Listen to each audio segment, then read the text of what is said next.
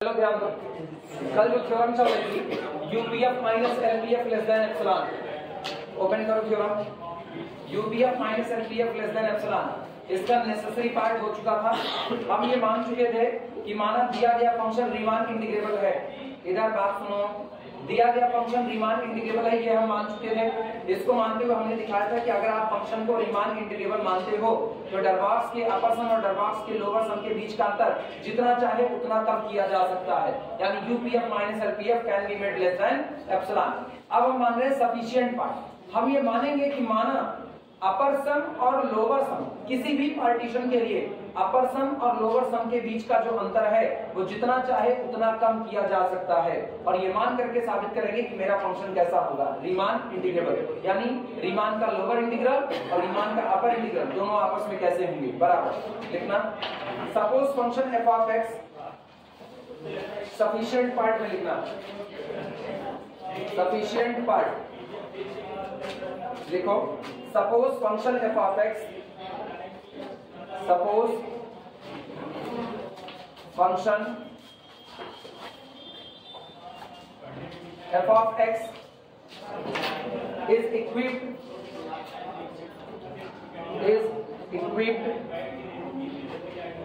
with given condition, is equipped with given condition,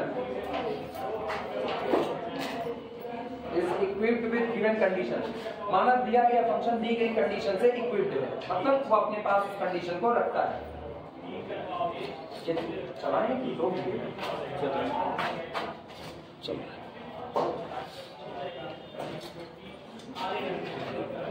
अब ये बताओ, मतलब हम ये मान चुके हैं कि UPF minus LPF less than कितना है, एप्सिलॉन, ये हम मान चुके हैं।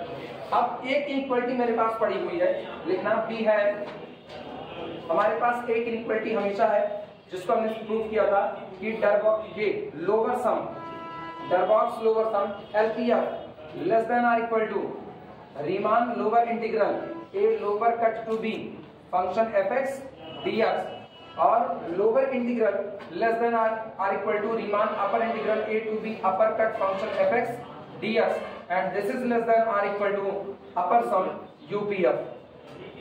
इक्वेशन नंबर 1, ये इक्वलिटी हम लोग शुरू में ही प्रूव कर चुके हैं। LPF less than or equal to Riemann lower integral, Riemann lower integral less than or equal to Riemann upper integral, Riemann upper integral less than or equal to Darboux upper sum.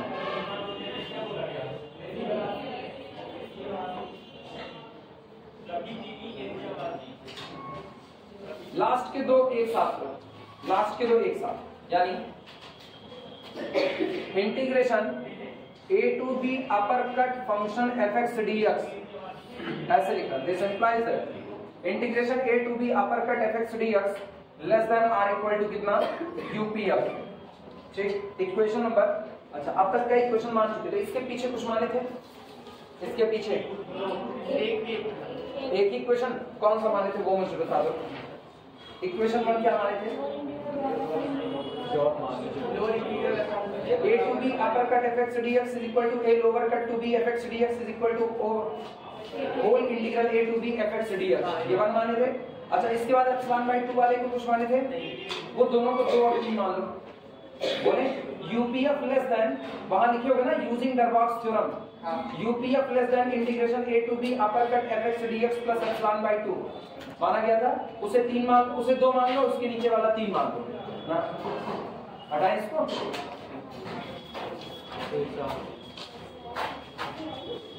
और सुनो इधर वापस आओ, माने उसे equation number 2 3।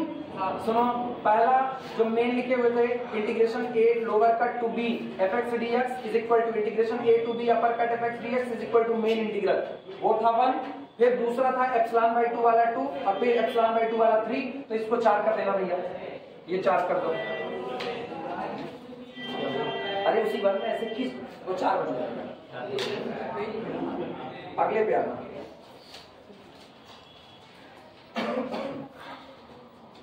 Last के दो लो, शुरू के दो लिया तो ये बना, लास्ट के दो लेना, एंड इनका हाल बोलो क्या मिलेगा, इससे हमको मिलेगा integration A lower cut to B function F X dx, ठीक, ये टुकड़ा बड़ा है, greater than or equal to किससे, LPF, greater than or equal to LPF, उससे 4 था, ये अपना 5 हुआ। अब सुनना, इसमें ना दोनों साइड में माइनस का मल्टीप्लाई करो, दोनों साइड में माइनस का मल्टीप्लाई करोगे तो दिस इंप्लाइज दैट अपने को क्या मिलेगा, बोलो, माइनस से मल्टीप्लाई करेगा, minus integration A lower cut to B function fx dx, ठीक, is less than or equal to minus LPF, लिखा जा सकता है।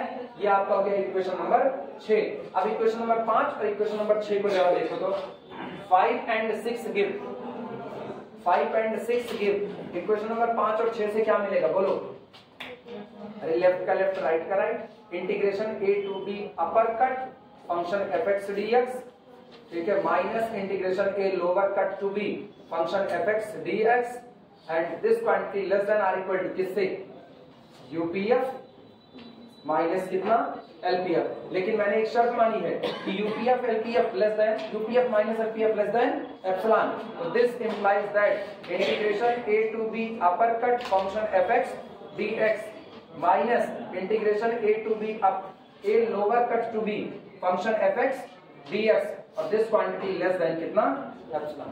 इसका मतलब रीमान के अपर इंटीग्रल और रीमान के लोअर इंटीग्रल के बीच का जो अंतर है वो आप जितना चाहे उतना आर्बिट्री स्मॉल कम कर सकते हो, हाँ या ना, एप्सिलॉन से भी कम। आप इसको 1/10 करोगे तो इनके बीच का अंतर 1/10 से कम हो जाएगा, आप इसको 1/100 करोगे, इनके बीच का अंतर 1/100 से कम हो जाएगा। जब ये आर्बिट्री स्मॉल है तो मेक एप्सिलॉन अप्रोचेस टू 0, और अगर एप्सिलॉन 0 की तरफ बढ़ेगा तो इनके बीच का अंतर क्या हो जाएगा, 0, और इनके बीच का अंतर 0, तो जो रीमान का लोअर इंटीग्रल वही रीमान का अपर इंटीग्रल, और अगर ऐसा हुआ तो फंक्शन क्या बन गया, आर इंटीग्रल बन गया, काम बन गया मेरा। पहले इतना तक लिखो तो पता है, इतने तक लिखो।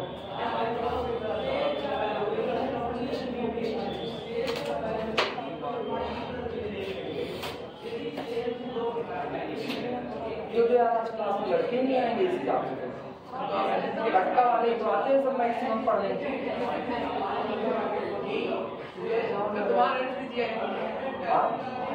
अरे क्या कॉलेज के लिए क्लास कुर्बान नहीं, कॉलेज के लिए कोचिंग कुर्बान हो सकती है, कोचिंग के लिए कॉलेज नहीं कुर्बान हो सकता। अंग्रेज का जमाना नहीं, मेरे को इसकी डर नहीं है कि मेरे को प्रिंसिपल क्या बोलेंगे, प्रबंधक क्या बोलेंगे, इसकी डर नहीं, वो मेरी जिम्मेदारी, जिम्मेदारियों का एहसास आपको होना चाहिए, वरना आप मनुष्य नहीं है। ये फर्क हम ऐसे नहीं कर सकते, जिम्मेदारी का एहसास ना हो ना। अब ये जानो ना, हम ये मेरे ऊपर है, क्लास पढ़ाए और चलना, ये मेरे ऊपर। कल हम 10 बजे यहाँ से गए ना, 10 से पहले ही 10 बजे वहाँ क्लास पढ़ाना शुरू किए हैं, और कंटिन्यू 10 बजे से लेकर के 1 बजे तक अकेले MSc पढ़ाए पूरा, कोई और नहीं। हम 10 से 1 अकेले पढ़ाए, और 1 बजे MSc फाइनल ईयर छूटा है, 1 बजे MSc प्रीवियस आया है उसी कमरे में, तो 1 से लेकर के 1:40 तक MSc प्रीवियस को पढ़ाए, और उसके बाद 1:40 मिनट को छोड़ करके हैं तो 1:40 से 3 बजे तक BSc पढ़ाए।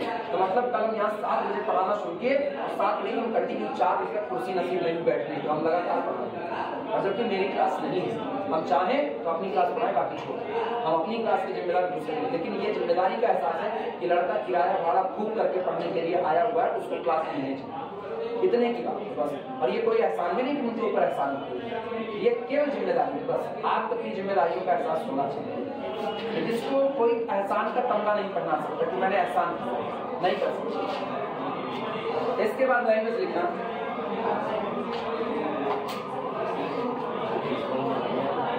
बोले लैंग्वेज लिखो, since epsilon is arbitrary and small, since epsilon is arbitrary, since epsilon is arbitrary and small, so making क्या एप्सिलॉन अप्रोचेस टू 0, क्योंकि एप्सिलॉन कैसा है, आर्बिट्ररी स्मॉल है, आप जितना चाहे उतना छोटा आप उसको कर सकते हो, तो इतना छोटा कर दो कि अप्रोच कर जाए किधर, 0 की तरफ। और सोचो इन दोनों के बीच का अंतर, जितना एप्सिलॉन छोटा होगा उतना इन दोनों के बीच का अंतर भी छोटा होगा, ठीक। अब एप्सिलॉन तो पॉजिटिव है, वो तो 0 हो नहीं सकता, लेकिन एप्सिलॉन इतना छोटा होता है कि हम 0 के एकदम नजदीक जा करके बैठ जाएंगे, तो ये बेचारा कहेगा जितना तुम पहुंचोगे हम तुमसे भी छोटे रहेंगे, ये कहेगा हम इतना छोटे हो जाएंगे तुम सोच नहीं सकते, कहता हम 0 हो जाएंगे, जाओ झगड़ा ही खत्म। तो इसका मतलब इनके बीच का अंतर क्या हो गया, 0। यही लिख रहे हैं, since epsilon is arbitrary small, so making epsilon approaches to 0, the difference between Riemann upper integral and Riemann lower integral becomes 0. इन दोनों के बीच का अंतर क्या बन गया? 0. और इनके बीच का अंतर 0 बनने का मतलब है अगर दो लोगों के बीच का अंतर 0 हो गया तो इसका साफ मतलब है दोनों लोग अलग अलग नहीं बल्कि क्या हो गए? सेम. यानी Riemann upper integral a to b upper cut fx dx बराबर हो जाएगा integration a lower cut to b fx dx. और अगर ऐसा हो गया तो फंक्शन क्या रहा? r integrable. This implies that function f is r integrable. R integrable over close interval AB. मैंने क्या मान करके शुरुआत की? UPF minus LPF less than epsilon और रीमान इंटीग्रेबिलिटी मिल गई. मतलब केवल UPF LPF के बीच का अंतर लेस देन एप्सिलॉन होना पर्याप्त है फंक्शन को R इंटीग्रेबल कहने के लिए. नोट कर. इस स्टेटमेंट को एक दूसरे तरीके से भी पूछा जाता है, अभी वो भी करवा देते हैं.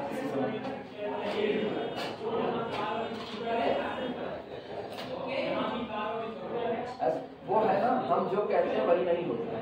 आज हम कहे थे ना एग्जैक्ट नॉलेज पहुंच जाओ सब, आज वही नहीं होता. तो इसीलिए तो आप ट्रैफिक हो गया. उसको बात माननी है. मेरी किस्मत तेरे से बहुत आगे चलती है. अब हम ये तय करेंगे ना, अब हम कभी अपनी जिंदगी में अमीर नहीं बनेंगे, हम भीख मांगेंगे. हम तय करेंगे अब हम अमीर ही बनेंगे. नहीं, लेकिन इस केस में उल्टा होता है. इसमें सीधा सीधा ये हम देखें यार, मेरे केस में हम जो चाहते हैं ये वाला काम करेंगे वो पता ही नहीं होता है. हम पापा से ये कहे कि पापा हमको एक रजिस्टर लेना बड़ा तो मोटा सा रजिस्टर लेकर के आए और उसमें हम जितना हम पेपर में लिखे हुए थे हम सोचे कि अगर उसमें इसको ट्रांसफर करें पेपर खराब हो जाए वो बेकार हो जा रहा है. वो टिका रहेगा. जिस दिन से वो रजिस्टर आया ना उस दिन से मेरे को बैठने तक की फुर्सत नहीं मिल रही है. लिखने की बातें क्लास पे क्लास लगी ना. अब हम उस रजिस्टर को दे देंगे किसी को. मतलब जिस दिन आप जो सोचते हो होता नहीं है. वो नहीं होता. आज तक ऐसा नहीं हुआ कि हमने जो सोचा हो. समझ रहे हैं ना? समझ रहे हैं. हम तो बहुत दूर तुम लोग नालायक सोचते थे. दूर नहीं जा रहे. ये बता रहा है कि तुम इंटीग्रेबल हो ही नहीं सकते हो. अब हम क्या कहें वो तुम सोचते हो. इसीलिए बाप से पंगा नहीं लेना चाहिए. एक बात देखो सीधे ज्यादा कुछ करोगे तुम बहुत टेढ़े बनाएंगे. अभी तुम जो बोल रहे हो मुझसे ज्यादा बोलना जानते हैं. कोई मजाक की बात हो रही थी तो कोई मजाक तो ये हम जितने सीधे देखते हैं वो हम हैं, लेकिन एक्चुअल में अंदर में कुछ और भी मामला चल रहा है. तो पता चलेगा कुछ करेगा तो खेल नहीं पाओगे, भाग जाओगे. नोट लगाना. नोट सुनो. ये जो थ्योरम अभी की गई कि function is R integrable if and only if the difference between UPF and LPF less than epsilon. इसी का एक और स्टेटमेंट होता है, वो स्टेटमेंट लिमिटिंग अप्रोच है. लिखना अनदर स्टेटमेंट. नोट में लिखो another statement. Another statement of above theorem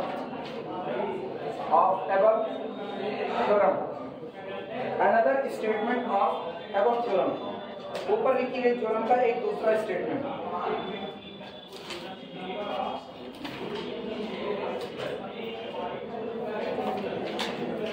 लिखें. लिखना unnecessary and sufficient condition. unnecessary and sufficient n and s जिसकी मर्जी वो पूरा लिखेगा. Necessary and sufficient. Unnecessary and sufficient condition for the integrability of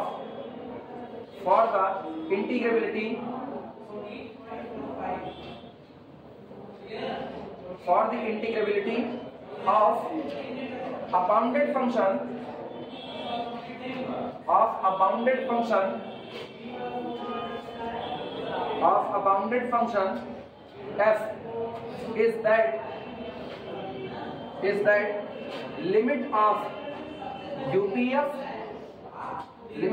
UPF minus LPF is equal to 0 when, जब कभी, when the norm, ऐसे short मिलते हैं, when norm of partition P approaches to the 0। कोई लिमिट यहां नहीं लगा रहे, सोचो n अप्रोचेस टू इंफिनिटी वगैरह ना।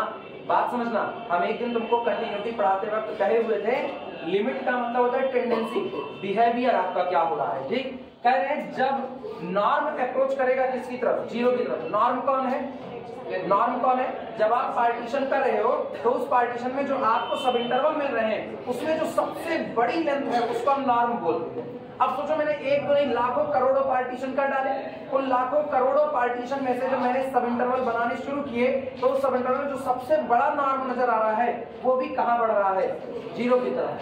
तो इसका मतलब उस दौरान जब आपका नॉर्म, मतलब आप इतना तगड़ा पार्टीशन कर दिए, इतने नजदीक नजदीक कर दिए कि सबसे बड़ी लेंथ भी किधर कर गई, अप्रोच कर गई 0 की तरफ, उस दिन अपर सम और लोअर सम के बीच का जो डिफरेंस होगा वो कितना हो जाएगा, 0। यानी अपर सम और लोअर सम के बीच के डिफरेंस की टेंडेंसी क्या हो जाएगी, 0 होने की, खत्म होने की टेंडेंसी। यानी अपर सम की टेंडेंसी होगी किसकी तरफ जाने की, लोअर सम, और लोअर की टेंडेंसी होगी किधर जाने की, अपर सम की तरफ।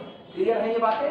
इसीलिए limit n approaches to infinity वगैरह नहीं है, क्योंकि हम यहाँ पर बात किसके फेवर में, हम यहाँ पर बात कैसा करें, फिजिकल इंटरप्रिटेशन के सेंस में बात कर रहे हैं कि हम ये कह रहे हैं लिमिट यानी टेंडेंसी ऑफ दिस, इनके जो टेंडेंसी होगी वो किधर बढ़ने की होगी, 0 की तरफ। यानी यूपीएफ की टेंडेंसी होगी किसकी तरफ बढ़ने की, एलपीएफ की तरफ बढ़ने की। क्लियर हुआ कि नहीं? कब, जब आपकी सबसे बड़ी लेंथ अप्रोच कर रही होगी किसकी तरफ, 0 की तरफ।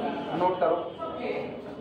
लेकिन एग्जाम में जब पूछा जाएगा ना तो पहले वाले स्टेटमेंट से ही पूछा जाएगा। ये अनदर स्टेटमेंट है, सेफ जोन में लिख ले रहे हैं कि अगर ये भी पूछा जाए तो ये भी चल जाएगा। अब विवेचना की बात आती है, 2 डिडक्शन लिखाएंगे, दोनों का प्रूफ नहीं लिखाएंगे, केवल विवेचना लिखाएंगे, क्योंकि प्रूफ उसके वो विवेचना भी नहीं पूछी गई है, केवल हम लोग चूंकि पढ़ रहे हैं तो समझ करके पढ़ लेते हैं, चलो विवेचना भी हो गई।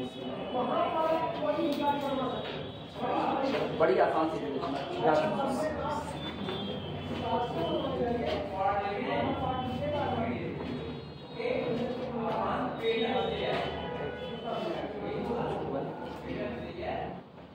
एक्चुअल एस्टिमेट, एक्चुअल एस्टिमेट क्या हो सकता है, कोई नंबर हो सकता है, कोई एरिया भी अगर आप निकालोगे नंबर में निकालोगे, वॉल्यूम निकाल रहे हो नंबर में निकालोगे, मतलब ये जो कुछ भी होगा एक ऑब्जेक्ट के तौर पर होगा कि नहीं होगा। हम इसको क्या आई मान सकते हैं कि नहीं मान सकते, इंटरवल नहीं, आई मान सकते हैं कि नहीं। Our actual estimate is I. अब अपने को करना क्या होता है, अपने को अपर सम करना होता है और लोअर सम बनाना होता है। जब हम लोअर सम बना रहे हैं तो गौर करो, एक लोअर सम ये है, एक लोअर सम ये कौन है, LP1F पहले पार्टीशन के लिए, और एक अपर सम मेरे पास ये आया UP1F। ठीक, क्या ये मेरे एक्चुअल एस्टिमेट के बराबर है, नहीं बराबर। मैं हम अपने रिजल्ट को और सुधारेंगे हम एक दूसरा सेकंड पार्टीशन के लिए लोअर सम LP2F, और फिर अगला कौन हो गया UP2F। आया ना? अभी ये बताओ, जब मैंने ये किया तो क्या हम एक्चुअल एरिया के नजदीक पहुंच गए या एक्चुअल एस्टिमेट के नजदीक? नहीं, अभी भी नजदीक नहीं पहुंचे। लेकिन हाँ, ये अंतर किसका, अपर सम और एक्चुअल एस्टिमेट के बीच का अंतर मैंने पहले से कम कर दिया है, और इनके भी बीच का अंतर पहले से कम कर दिया है। सही बात ये। हम तीसरा पार्टीशन फिर करते हैं, ये हो गया मेरा LP3F। लेकिन अगर हम अब इनके बीच का अंतर और कम कर ही ना पाए, इन दोनों के एक्चुअल एस्टिमेट के और लोअर सम के बीच का अंतर हम और कम नहीं कर पा रहे हैं, इनके बीच का अंतर अब खत्म नहीं हो रहा है, तो क्या आप कभी आर इंटीग्रेबल हो पाओगे? नहीं। लेकिन अगर हम जितना चाहें उतना अपने लोअर सम को पार्टीशन में नंबर ऑफ पॉइंट बढ़ाते चले जाओ, जितना चाहो उतना आप इसके नजदीक पहुंच सकते हो। यानी the difference between I and LPF can be made arbitrary small quantity less epsilon.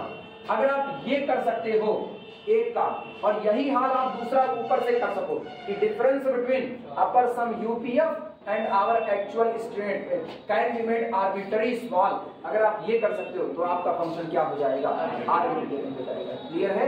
ये कहां से निकल करके आया, ये यहीं से निकला है, UPF minus LPF less than कितना, एप्सिलॉन, लेस देन कितना, एप्सिलॉन। क्यों ऐसा हुआ, मॉड लगाओ चाहे ना लगाओ, लेस देन कितना, एप्सिलॉन। क्यों ऐसा हुआ? क्योंकि तुम गौर करो, जिस वक्त आप एक्चुअल एस्टिमेट आई और इनके बीच का अंतर कम कर रहे हो, और इनके बीच का अंतर उस वक्त एक्चुअल में इनके बीच का अंतर कम हो रहा है, हाँ है ना। और जब यूपीएफ और एलपीएफ के बीच का अंतर जितना चाहे उतना आर्बिट्ररी स्मॉल कर लो, तो इसका मतलब आप यूपीएफ को आर्बिट्ररी आई के क्लोज ला रहे हो और एलपीएफ को आर्बिट्ररी आई के क्लोज, तो ये दोनों ऑटोमेटिकली क्लोज आ रहे हैं कि नहीं आ रहे। एक्चुअल में ये जो नंबर आई होता है ना, ये कोई और नहीं, ये आपका actual integral A to B F x DX होता है। ये बात हम बाद में लिखेंगे, ये बात हम बाद में लिखेंगे। शुरुआत में हम इसको क्या मान करके काम कर रहे हैं, आई मान करके। विवेचना समझ में आई, लिखना। विवेचना ये है, विवेचना ये है कि our function is Riemann integrable if and only if there exist a number I such that the difference between upper sum and I can be made arbitrary small for some partition P. किसी न किसी partition के लिए हम अपर sum और number आई के बीच के अंतर को आर्बिट्ररी स्मॉल कर सकते हैं। एंड अकेला नहीं कि केवल आप अपर सम और आई के बीच का अंतर कम करो, अपर सम और आई के बीच का अंतर, लोअर सम और आई के बीच का अंतर, दोनों कम होना चाहिए। दोनों में से एक भी अगर रुक गया तो मामला खत्म हो गया। अब आप चाहे इसको अंतर कम करने के सेंस में बात करो, चाहे आप कन्वर्जेंसी बात करो। अपर सम कन्वर्ज करेगा किसकी तरफ, आई की तरफ, लोअर सम कन्वर्ज करेगा किसकी तरफ, आई की तरफ, तो आपका फंक्शन क्या होगा, आर इंटीग्रेबल, और ये आई एक्चुअल में आपका मेन इंटीग्रल होगा। क्लियर है ये बातें, लिखना है।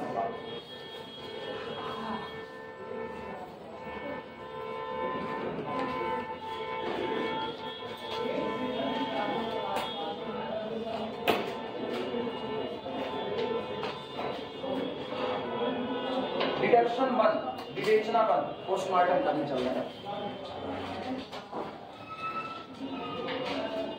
डिडक्शन 1, पहली विवेचना चालू हो, लिखना। A function f is integrable, पता है इसका प्रूफ आसान है, चाहो तो कर सकते हो, किसी न किसी किताब में मिल जाएगा। हालांकि इसका प्रूफ करने की कोई जरूरत नहीं है, समझ आया ना कैसे हुआ ना, बस यही मेन समझने की बात है। ठीक, ये वाइवा पर्पस पे ज्यादा होता है। अब फंक्शन f वाइवा में एग्जामिनर पूछता है, ये बताओ हम ये कह रहे हैं कि मेरा फंक्शन रीमान इंटीग्रेबल है, हम ये कह रहे हैं मेरा फंक्शन रीमान इंटीग्रेबल है, तो क्या मेरा अपर सम किसी पर्टिकुलर नंबर की तरफ कन्वर्ट कर रहा होगा, जवाब है हाँ कर रहा होगा। क्या मेरा लोअर सम भी किसी पर्टिकुलर नंबर की तरफ कन्वर्ट कर रहा होगा, हाँ कर रहा होगा। क्या ये दोनों नंबर सेम होंगे या अलग अलग, जवाब होगा ये दोनों नंबर अगर अलग अलग हो गए तो आपका फंक्शन रीमान इंटीग्रेबल नहीं, इसलिए दोनों नंबर पक्का कैसे होंगे, सेम होने चाहिए। ये वाइवा का क्वेश्चन होता है, लिखना। A function f is integrable, a function f is integrable over closed interval ab if and only if, केवल और केवल तब, there exists a number, अगर यहां एक नंबर मौजूद हो, there exists a number I lying between, और ये किसके बीच में स्थित होगा, lying between lower sum LPF and upper sum UPF and upper sum UPF such that, और इस तरीके से हो, such that for any epsilon greater than 0, ये बहुत बड़ा सेंटेंस है, for any epsilon, आप जितना चाहो उतना कम कर पा रहे हो, जिस दिन आप जितना चाहे उतना कम ना कर पाओ, मतलब आप बन जाओगे, उस दिन कन्वर्जेंसी नहीं आ सकती है। जब तक आजादी नहीं होगी तब तक कन्वर्जेंसी का कोई मामला नहीं सेट बैठता है। आई बात समझ में? अगर मेरा function f of x particular किसी लिमिट l की तरफ कन्वर्ट करना चाहता है, तो इसका मतलब है कि f ऑफ x को इतनी आजादी होनी चाहिए कि वो l के जितना चाहे उतना नजदीक जा सके। अगर वो एक हद के बाद l के नजदीक नहीं जा सकता है तो दुनिया कभी भी f ऑफ x को l से जुड़ा हुआ यानी l पर कन्वर्ट नहीं मान सकती है। आई बात समझ में? बहुत बड़ा सेंटेंस होता है फॉर एनी एप्सिलॉन। अगर पर्टिकुलर एक भी एप्सिलॉन के लिए इनके बीच की दूरी कम होना रुक गई ना, तो उसके बाद ये f ऑफ x कभी भी l को कन्वर्ट नहीं कर पाएगा। ठीक, अब कन्वर्ट करने का कतई ये मतलब नहीं होता है कि f ऑफ x l को पा ही जाएगा। ये f ऑफ x l को पा ही जाएगा इसका मतलब नहीं होता। इसका मतलब केवल इतना होता है, इसकी टेंडेंसी उसको पाने की है। ठीक, पाएगा तो कंटिन्यूटी हो जाएगी, अगर पा गया तो कंटिन्यूटी हो गई, और नहीं पाया तो कन्वर्जेंसी घट जाएगा।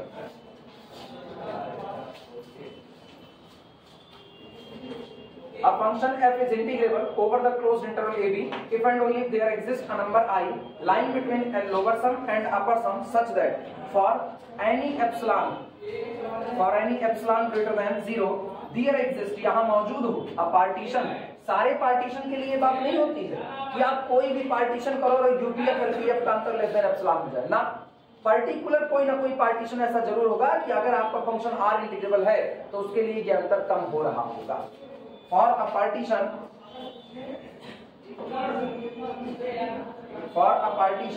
Capital P of closed interval AB such that the difference between UPF and this number I less than कितना एप्सिलॉन, और सिर्फ अकेला नहीं, and the difference between I and LPF, अरे तुम LPF माइनस I भी कर सकते हो, लेस देन कितना एप्सिलॉन।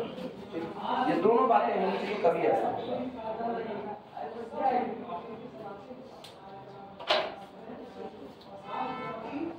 तुम एक चीज गौर करो, पहले डिरेक्शन जो लिखा गया उसमें नॉर्म का कहीं पर जिक्र नहीं आया, दूसरा डिरेक्शन नॉर्म के बेस पर लिखा जाएगा। ठीक, कि अगर ऐसा हो रहा है तो इसका मतलब आपके नॉर्म की लेंथ भी पर्टिकुलर किसी नंबर से कम वैरी करेगी।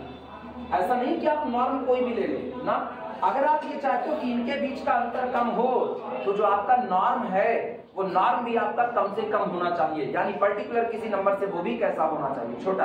तो अगला जो डिरेक्शन होगा वो नॉर्म के बेसिस पर लिखा जाएगा। क्लियर है? ये पहले नोट कर लो, तो दूसरा वाला विवेचना भी टाइम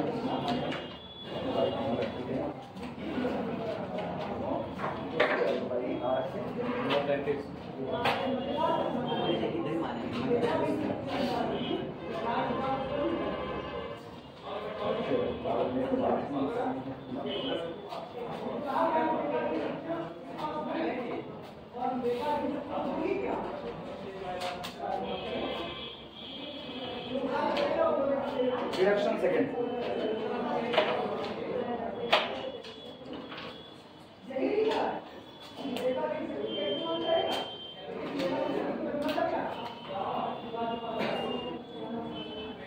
डिडक्शन अच्छा, इसमें लिखना a function f is integrable, a function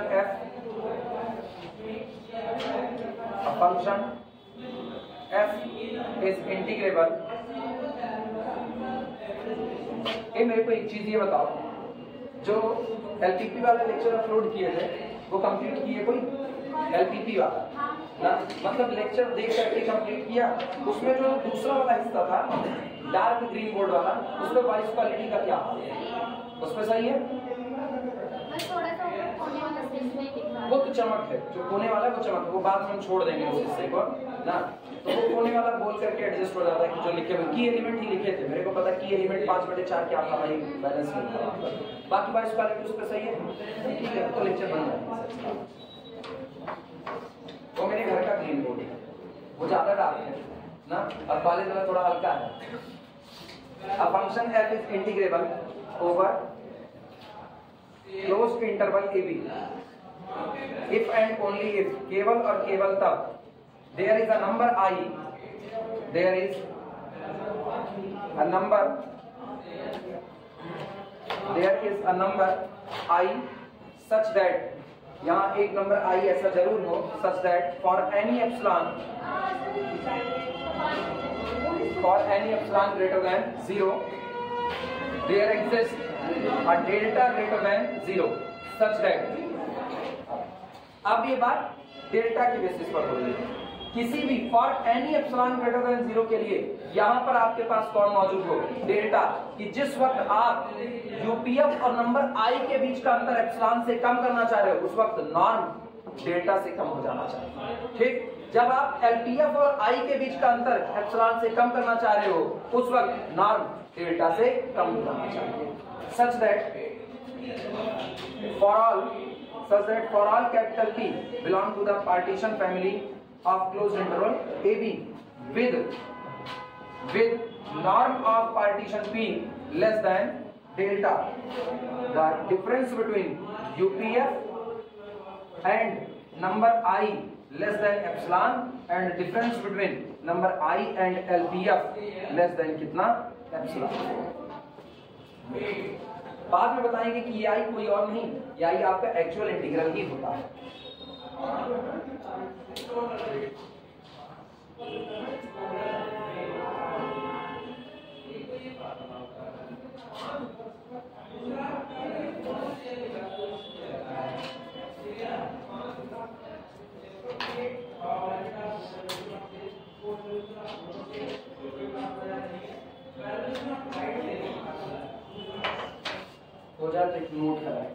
deduction का प्रूफ नहीं करा रहे हैं, बार बार बता रहे हैं। प्रूफ बहुत आसान है, तुम खुद से भी चाहो तो कर सकते हो, किताब से भी पढ़ करके आराम से समझ आ सकते हो। इसीलिए इस डिडक्शन का प्रूफ नहीं करा है। चले आगे, हो जाए तो नोट करना है। नोट में हम यही बात लिखने चल रहे हैं कि ये आई कोई और नहीं, आपका मेन इंटीग्रल ही होता है जो आप एक्चुअल रिजल्ट निकाल करके लेकर आओगे।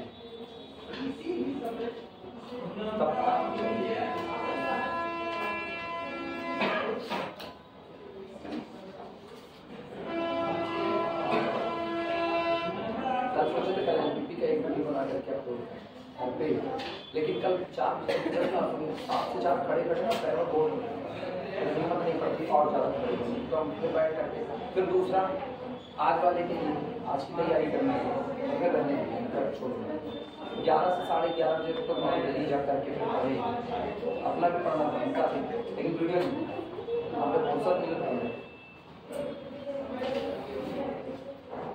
बिठाया जाए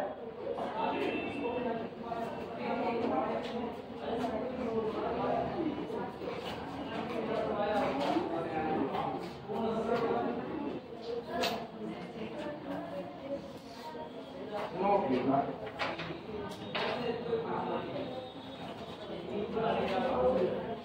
नोट लिखना इसमें for P star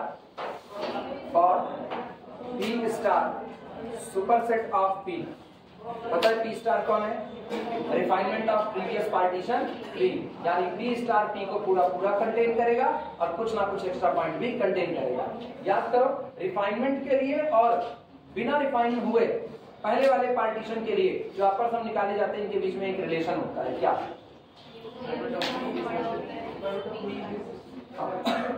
UP star यानी रिफाइनमेंट के लिए तैयार किया गया अपर सम नॉर्मली जो आपको पार्टीशन मौजूद है उसके लिए तैयार किए गए अपर सम से कम आता है, क्योंकि ज्यादा एक्यूरेट रिजल्ट है तो ज्यादा नजदीक आएगा। लिखना for P star greater than P, UP star F, UP star F is less then UPF. मुझको पता है रिफाइनमेंट के लिए जो आप अपर सम तैयार करते हो वो आपके एक्चुअल एस्टिमेट के ज्यादा नजदीक होता है, और चूंकि अपर सम है तो हाथ के मूवमेंट से तुरंत ऐसे इसको डाउन कर देना, तो रिफाइनमेंट के लिए ज्यादा नजदीक आएगा, तो यूपी स्टार एफ छोटा होगा किससे? यूपीएफ से। ये रिलेशन मेरे पास मौजूद है। लाइन चेंज करके लिखना देयरफॉर, इसलिए देयरफॉर। अच्छा, इससे में एक बात और कहें जो अभी हम लिखने चल रहे हैं, अगर हम लगातार रिफाइनमेंट में पार्टीशन में पॉइंट की संख्या बढ़ाते रहें तो क्या मेरा अपर सम और पहले से और ज्यादा फाइनर होता जाएगा कि नहीं जाएगा? पहले से और ज्यादा फाइनर का मतलब और ज्यादा शुद्ध होता जाएगा कि नहीं होता जाएगा? लिखना इसी बात में। Therefore, the upper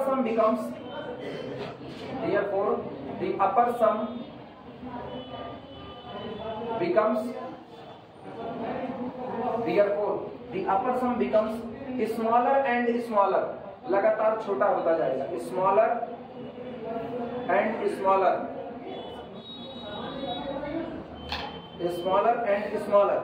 as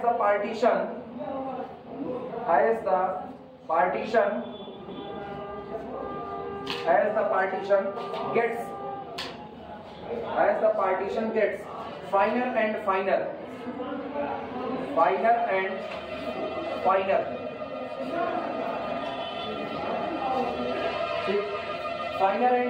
दो सेंस लिए जाते हैं, फाइनर एंड फाइनर, और ज्यादा शुद्ध होता चला जाए, और या फिर ये कहें और ज्यादा पतला होता चला जाए। ठीक, तो एक फाइनर का सेंस पतला होने से, एक फाइन जो बना है, फाइन की शुद्ध हिंदी क्या होती है?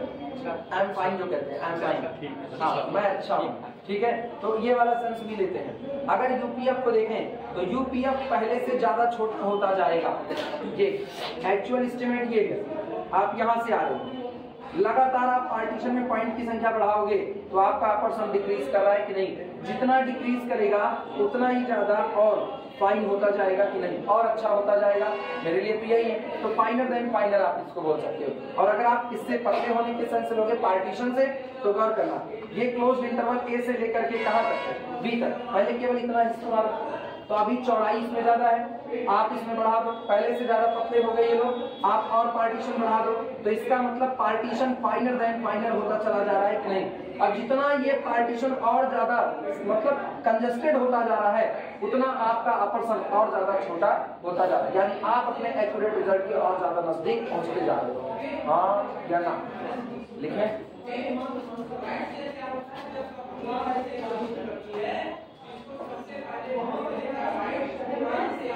हाँ?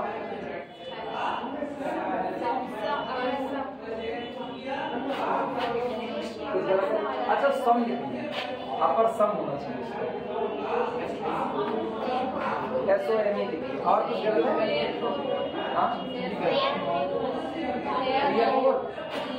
अच्छा याद ही नहीं है, क्या कर रहे हैं आजकल दिमाग में आप थोड़ा सा इधर उधर खिसक गया। अरे मेरा बस चले हम अंग्रेजी को गायब करते हैं, लेकिन मेरा बस नहीं चलता है, हम एक दिन गायब हो जाएंगे। माइनर एंड फाइनर 10 आता। हाँ तो ये बातें समझ में आना क्या लिखा गया। P स्टार सुपरसेट है P का, तो इसके लिए अपर सम किसके लिए रिफाइनमेंट के लिए तैयार किया गया अपर सम नॉर्मली मौजूद अपर सम से छोटा होता है। ठीक, therefore the upper some becomes, आपका अपर सम बन जाता है स्मॉलर एंड स्मॉलर, छोटे से छोटा होता जाता है। कैसे? As the partition gets finer and finer, जैसे जैसे पार्टीशन पतला होता जाता है वैसे वैसे ये और छोटा होता चला जाता है। 10 अतः integration from A to B upper cut function fx dx that is, अर्थात ये कौन है, ये कौन है, ये ग्रेटेस्ट लोअर बाउंड। क्या ये ग्रेटेस्ट लोअर बाउंड है? हाँ या ना? जो इनफीमा है वही तो greatest upper bound, greatest lower bound है कि अपर बाउंड? इनफीमा का अगला नाम बताओ। Least upper bound. सोच लो, हम इधर सुनो सुनो सुनो। अरे नालायको, तुरंत भूलते हो। पहला अपर सम, ठीक है, दूसरा अपर सम, तीसरा अपर सम। पता है बनाने का तरीका ही बदल दो, लगातार अपर सम को सुधार करके और कम करते जा रहे हो तो तरीका ही बदल दो। अगला अपर सम, अगला अपर सम, इससे बाद लगातार आप कम करते जा रहे हो कि नहीं? अगर हम कहें ये पूरा का पूरा अपर सम का सेट है और इस पूरे सेट को हम U कह रहे हैं, इस पूरे सेट को U, तो इस पूरे सेट का सबसे छोटा वाला जो मेंबर होगा इस पूरे सेट का इनफीमा, किसी और का नहीं, अपर सम का जो सेट बना इस अपर सम के सेट का जो इनफीमा होगा, क्या वही मेरा रीमान का अपर इंटीग्रल होगा कि नहीं होगा? मानते हो इस बात को? अच्छा, किसी यानी सेट का जो इनफीमा होगा उसका दूसरा नाम होता है ग्रेटेस्ट लोअर बाउंड। हाँ या ना? अब किसी और से बात नहीं कर रहे, सेट से बात कर रहे हैं। अब तो सेट वाले में तो तुमको कंफ्यूजन नहीं होनी चाहिए ना, ये पूरा अपर सम का सेट है और आप इस पूरे अपर सम में सबसे छोटा वाला अपर सम इकट्ठा करोगे तो सबसे छोटा मतलब सेट का सबसे छोटा मेंबर क्या कहलाएगा? इनफीमम कहलाएगा। हाँ या ना? और जो सेट के लिए इनफीमम है यानी वो सेट का कौन है? Lower bound. अगर ये सेट का लोअर बाउंड है तो जितने और लोअर बाउंड होंगे उनमें सबसे बड़ा होगा कि नहीं? This is the greatest lower bound. Clear हुआ कि नहीं क्लियर हुआ? तो इसका मतलब integral A to B upper cut fx dx that is greatest lower bound of set of all upper sum, लिख दे रहे नहीं कंफ्यूज हो, set of all upper sum, set of all upper sum capital U, ठीक, can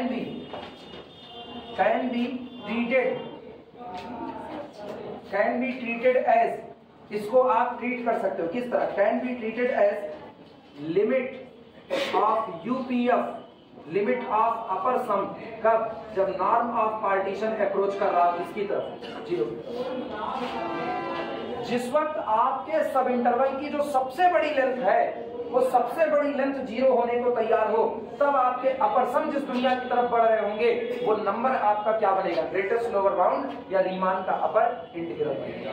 हाँ या ना? जिनको नहीं फील आया वो लोग सुने। क्लोज इंटरवल ए बी, इधर देखो सारे लोग जिनको फील नहीं आया। Close interval A B, close interval A B पे शुरू पे बिना पार्टीशन किए आप अपर सम निकालो, क्या एक्यूरेट रिजल्ट आएगा? नहीं। आप इसका पार्टीशन करो, नंबर ऑफ पॉइंट आपने बढ़ा दिया तो एक अपर सम पहले था बिना पार्टीशन के, अब आपने पार्टीशन किया तो अगला अपर सम UP1F, हाँ या ना, हम उसको U1 मान लेते हैं। फिर आप और पार्टीशन बढ़ा दो तो अगला अपर सम, अब वो डाउन हो रहा है कि नहीं, तो इसके बाद आप फिर अगला पार्टीशन और डाउन होगा, लगातार अपर सम धीमे धीमे धीमे धीमे कम हो रहे हैं, छोटे हो रहे हैं, तो आपके एक्चुअल एस्टिमेट के नजदीक पहुंच रहे हैं कि नहीं। अब आप एक काम करो, एक्चुअल एस्टिमेट को ऐसे छोड़ो, यहां से एक से माला पहना दो, सारे अपर सम को इकट्ठा कर दो, सारे अपर सम आ गए।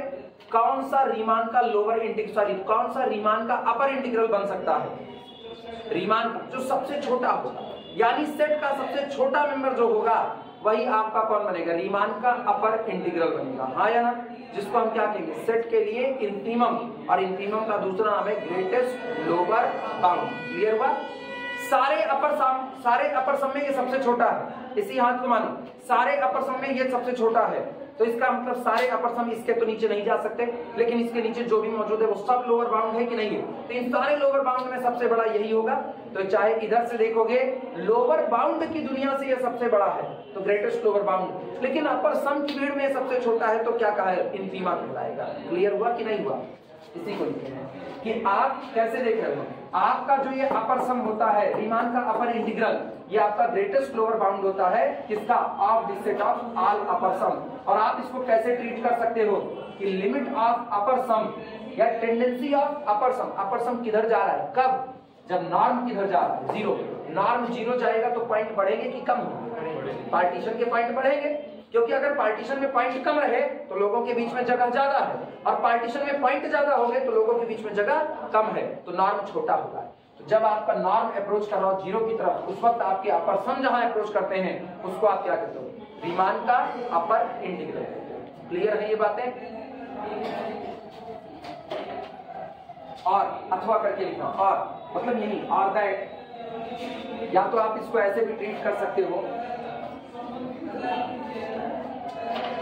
मतलब इसी को कहने का दूसरा तरीका, और that for epsilon greater than zero there exist a delta greater than zero such that, यहाँ एक डेल्टा ग्रेटर देन जीरो होगा, such that for all P belong to the family of partition of closed interval AB, with norm of partition P less than delta, the difference between upper sum UPF and integration A to B upper cut function fx dx, इनके बीच का जो अंतर होगा can be made less than epsilon. आप अपर sum और इस greatest lower bound के बीच का अंतर जितना चाहे उतना कम कर सकते हो।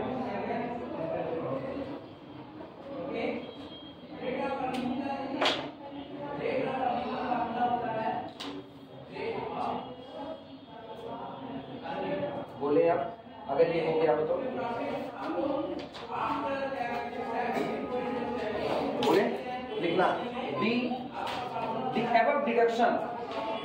the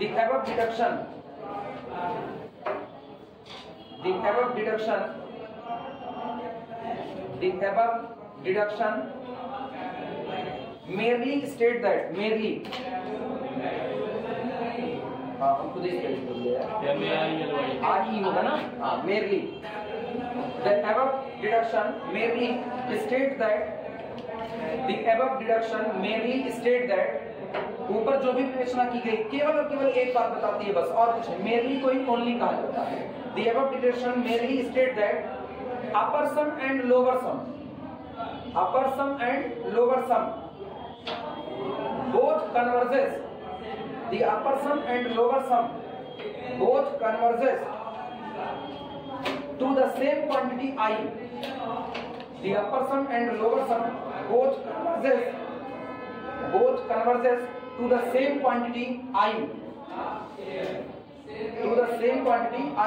and moreover this I is nothing, it is integral A to the function fx dx। ये I कोई और नहीं, खुद कौन होगा, एक्चुअल इंटीग्रल होगा। क्लियर हुआ। बस इतने पे आज की कहानी रोक दो, बाकी बातें फिर कर सकते। हाँ, moreover I is equal to this, तो छूटा क्या,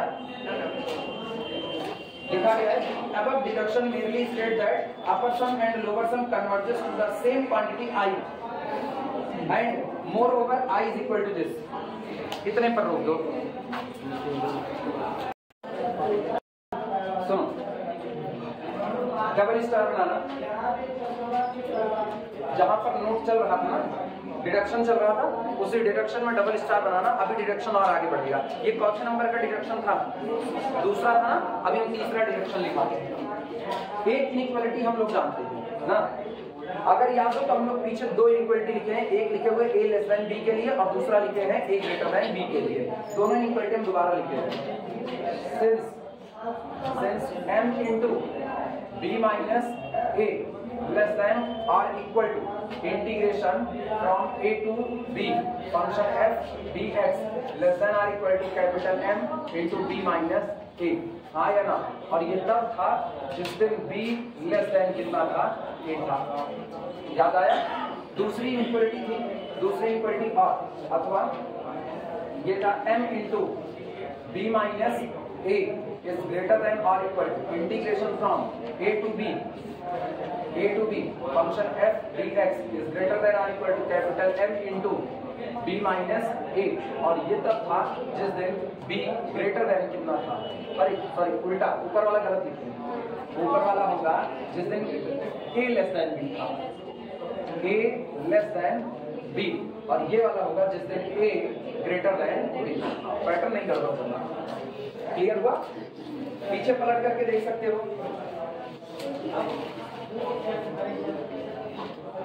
पीछे हम दो इक्वलिटी ऐसी करवा चुके हैं। अगर याद हो तो बहुत अच्छी बात है, नहीं तो पलट करके देख सकते हो। ना याद है तो बताए कहाँ पे करवाएंगे? मिला? किस थ्योरम के बाद है बता दो, सारे लोग खोज लें। किस थ्योरम के बाद है? क्वेश्चन के बाद है, ठीक है। हाँ, जहाँ पर न्यूमेरिकल चला रहे थे, न्यूमेरिकल जहाँ पे खत्म हुए हैं बस उसी के बाद करवा रहे थे। एक न्यूमेरिकल घर से करने के लिए दिए थे, याद आया? घर से करने के लिए न्यूमेरिकल दिए थे। A function f is bounded on closed interval ab so that पहला when k is a positive constant integration from a to b uppercut k fx dx is equal to k integration a to b uppercut fx dx। इसी question के बाद मैंने लिखा है note में, अब दोनों इक्वलिटी वहां पर मौजूद है। मिलाकर इक्वलिटी सही लिखी हुई है, चेक कर लो। इक्वलिटी सही लिखी है, वेरीफाई कर लो, पहले वेरीफाई कर लो। सही है, कंफ्यूज मत होना। माइनस से मल्टीप्लाई वाला झोल है।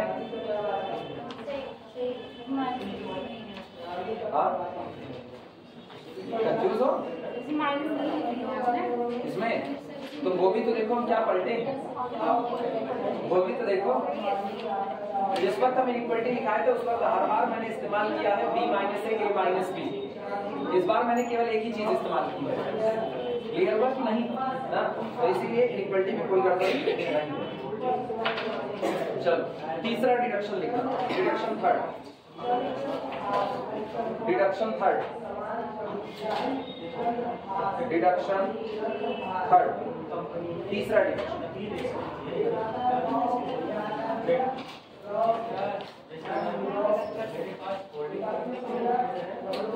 एक चीज गौर करो, अगर सारे लोग ध्यान दो तो तुमको यहां से मिल क्या ये दिया गया है integration a to b fx dx। सारे लोग ध्यान दो, integration a to b fx dx less than और equal to capital M into b minus a greater than और equal to small m into b minus a। और दोबारा भी आपको क्या मिल रहा है? Integration a to b function fx dx greater than और equal to m into b minus a less than और equal to small m into b minus a। मतलब हर बार जो आपका integration a to b fx dx है वो दो क्वांटिटी के बीच में बैठ रहा है। किसके किसके? m into b minus a और capital M into b minus a। हर बार मेरे को जरूरत है कि ये एक ही क्वांटिटी के बीच में बैठे तो हम रिजल्ट को जल्दी लिख सकते हैं। तो मैंने वो माइनस से मल्टीप्लाई वगैरह करके इक्वलिटी मॉडिफाइड कर ली, ठीक। तो ये और ये दोनों इक्वलिटी सामने मौजूद है और दोनों ही इक्वलिटी बताती है कि आपका जो ये इंटीग्रेशन है, ये इंटीग्रेशन हमेशा small m into b minus a capital M into b minus a के बीच में बाउंड रहेगा। हाँ या ना? क्लियर हुआ? इसका मतलब ये हुआ कि हम लोग लिख सकते हैं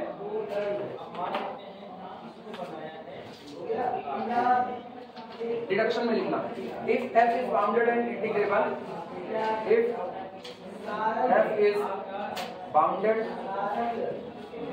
and integrable, if f is bounded and integrable on closed interval ab, on closed interval ab, then there exists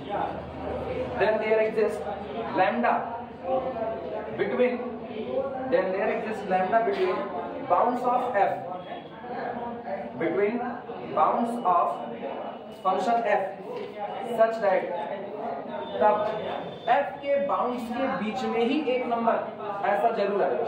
सोचो हो क्या, मेरे पास है इंटीग्रेशन a से लेकर के b फंक्शन fx dx, ठीक।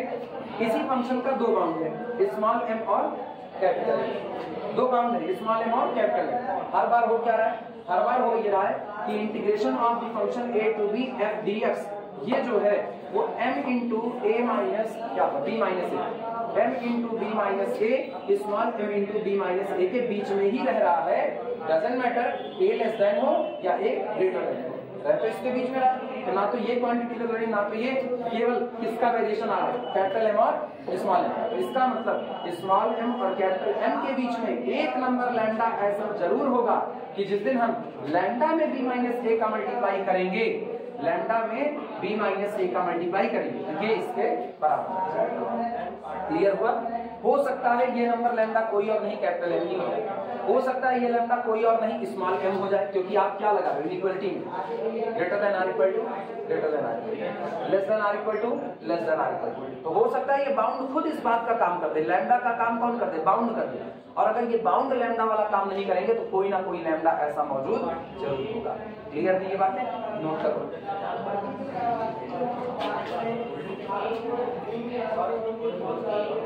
ये बात नोट करो डिडक्शन में।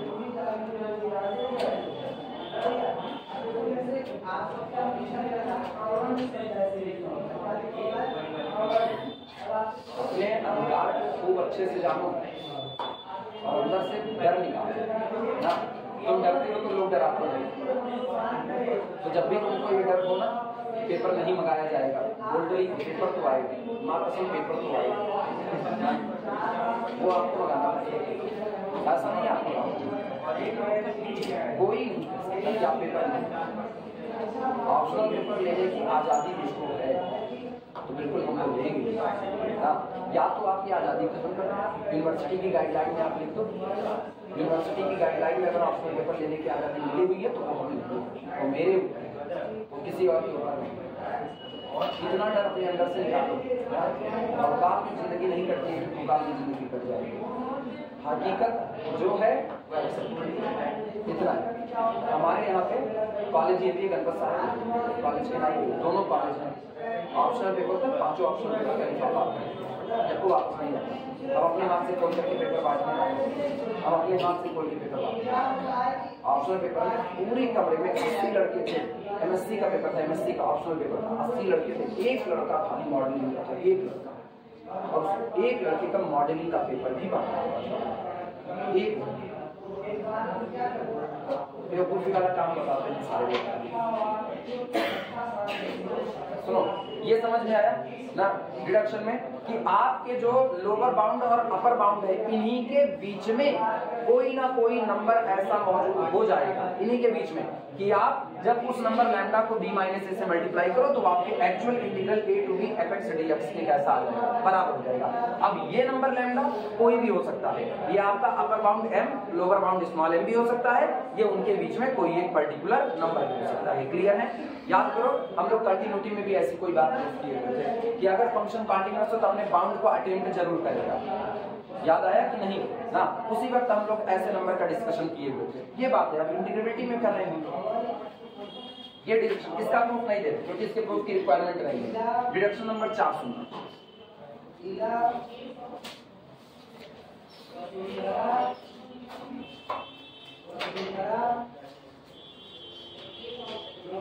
चौथा डिडक्शन सुनो, डिडक्शन 4, डिडक्शन 4 इसमें लिखा if f is continuous and integrable, if function f is continuous, if function f is continuous and integrable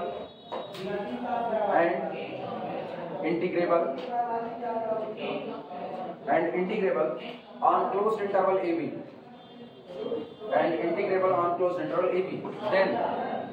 then there exists c between a and b such that तब interval a और b के बीच में ही एक number c ऐसा मौजूद होगा कि integration from a to b function fx dx is equal to b minus a into f of c, b minus a into f of c। कुछ नहीं, ऊपर वाले डिडक्शन का ही रूप है। ऊपर वाले डिडक्शन में अगर तुम देखो तो मैंने वहां पर फंक्शन को कॉन्टिन्यूअस नहीं कहा, आया ना, वहां मैंने फंक्शन को केवल और केवल क्या कहा, बाउंडेड कहा और इंटीग्रेबल कहा। ठीक, इस बार मैंने क्या कह दिया, कॉन्टिन्यूअस। जब इस बार मैंने फंक्शन को कॉन्टिन्यूअस कह दिया तो गौर करना, ये फंक्शन रहा क्लोज इंटरवल a से लेकर के b तक के बीच में कैसा रहा, कॉन्टिन्यूअस रहा। तो मेरे पास integration from a to b function f dx। Integration actual में क्या होता है, इंटीग्रेशन एक नंबर होता है जो नंबर किसी एरिया को रिप्रेजेंट करता है। बेसिक थ्योरी की बात कर रहे हैं, वो किसी एरिया को बता रहा होता है। ठीक, जब मेरा पूरा फंक्शन इस क्लोज इंटरवल a b में कैसा है, कॉन्टिन्यूअस है, तो मेरे फंक्शन का लोअर बाउंड कौन, स्मॉल, अपर बाउंड कौन, कैपिटल। हाँ है ना, तो मेरा फंक्शन बाउंड हो गया small m into B minus a से capital m into B minus a के बीच में। तो मेरा इंटीग्रेशन बाउंड है a to b function fx dx, ये इसी के बीच में बाउंड है कि नहीं है, और अगर इसके बीच में बाउंड है और कॉन्टिन्यूअस बना हुआ है तो इसका मतलब इसकी वैल्यू यहां से यहां तक के बीच में कुछ भी हो सकती है। अब कुछ भी हो सकती है लेकिन रहेगा क्या, m into B minus a capital m into B minus a type में रहेगा। तो जब वो इसी टाइप में रहेगा तो इसका मतलब जो एक्चुअल इंटीग्रेशन होगा वो भी कोई constant into B minus a type का रहेगा कि नहीं रहेगा। ये जो कोई कांस्टेंट है, पिछली बार इसी को मैंने क्या कहा, लैम्डा, लेकिन चूंकि पिछली बार कॉन्टिन्यूअस नहीं था, मतलब हो भी सकता है नहीं भी, तो मैंने लैम्डा को स्मॉल m से कैपिटल M के बीच की बात कह दी थी। इस बार मुझको पता है कि मेरा फंक्शन कॉन्टिन्यूअस है, और कॉन्टिन्यूअस अगर आप क्लोज इंटरवल a b पर कॉन्टिन्यूअस हो तो निश्चित तौर पर उसी क्लोज इंटरवल में ही कोई पॉइंट ऐसा होगा जिस पर वो लैम्डा एग्जिस्ट कर गया होगा। तो हम लोग लैम्डा की जगह पर क्या लिखेंगे, f ऑफ c। क्लियर हुआ कि नहीं, एक नोट करो, इसके भी प्रूफ की जरूरत नहीं, जिस डिडक्शन का प्रूफ आता है उसको हम करवा देते हैं, इसके प्रूफ की रिक्वायरमेंट नहीं। अगले डिडक्शन में प्रूफ की जरूरत है, अगला हम लिखा देते हैं। हो गया सबका ये।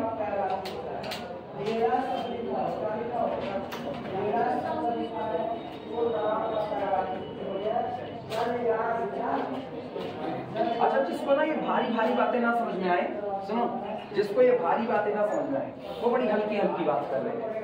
समझने के लिए आप अपनी जमीन का ऐसे सुनो, integration from a to b f dx, ठीक है, भारी बात को हल्का कर रहे हैं, लेकिन हाँ ये केवल और केवल तुम्हारे समझने के लिए है बस, बाकी थ्योरेटिकली प्रूफ अलग तरीके से होता है, केवल समझाने के लिए।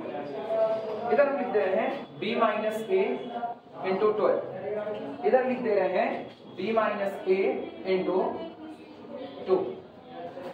इंटीग्रल इसी के बीच में आपका बाउंड रहेगा, जो आपका इंटीग्रल है वो इसी के बीच में बाउंड रहेगा।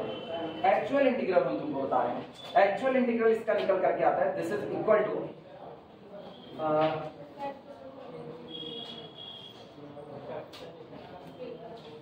18/5 b minus a, 18/5 b minus a, ये एक्चुअल इंटीग्रल है। अब ये बताओ 2 into B minus A, 2 into B minus A, और वो कौन है 12 इंटू बी माइनस ए। अब तुम 2 से 12 तक का सफर तय करो, 2 कौन है स्मॉल m है, और ये कौन है कैपिटल M है। 2 से 12 तक का सफर तय करो, क्या उसके बीच में तुमको 18/5 मिलेगा कि नहीं मिलेगा, मिलेगा। तो लैम्डा आपका कौन 18/5 होगा। क्लियर हुआ कि नहीं। तो अगर आपका एक्चुअल इंटीग्रल इन दो नंबर के बीच में बाउंड है, इन दो नंबर के बीच में बाउंड है, और आपको पता है ये दोनों नंबर b माइनस ए के ही मल्टीपल है, दोनों किसके मल्टीपल b माइनस ए के, तो आपका एक्चुअल इंटीग्रल भी किसका मल्टीपल बैठा होगा, b माइनस ए का मल्टीपल बैठा होगा। क्लियर है। और b माइनस ए का कौन सा मल्टीपल रहा होगा, वही नंबर जो स्मॉल m और किसके बीच में रहा होगा, कैपिटल M के बीच में रहा होगा। क्लियर है कि नहीं। चूंकि फंक्शन कॉन्टिन्यूअस है इसलिए ये नंबर इंटरवल के ही किसी पॉइंट पर फंक्शन की वैल्यू रही होगी। चूंकि आपका फंक्शन कैसा है, बाउंडेड और कॉन्टिन्यूअस है क्लोज इंटरवल ए बी पर, तो इसका मतलब ये नंबर लैम्डा, अगले डायरेक्शन की बात करें, ये नंबर जो आपका लैम्डा होगा ये उसी इंटरवल के किसी पॉइंट पर फंक्शन की क्या बन चुका होगा, वैल्यू बन चुका होगा। क्लियर है? रीजन फिर सुनो कैसे बन चुका होगा। फंक्शन के लिए लोअर बाउंड कौन 2, अपर बाउंड कौन 12 आया ना, और आपका 18/5 यहीं कहीं पर आ रहा है। चूंकि फंक्शन कॉन्टिन्यूअस है तो गौर करना है यहां से लेकर के यहां तक ये रहा ए और ये रहा कौन बी, और बी पर मान लो हम ऐसा ले रहे हैं कि फंक्शन इंक्रीजिंग है, यही आपका टॉप दे रहा है। तो ये बताओ ये वाला जो नंबर है ये इंटरवल के ही किसी पॉइंट पर मिला है कि नहीं। This is the F of C. There exist C between A and B such that F of C is equal to 18 बटे कितना। समझ में आई बातें ना? ये होता है पर्टिकुलर तरीके से किसी बात को समझना। चले आगे।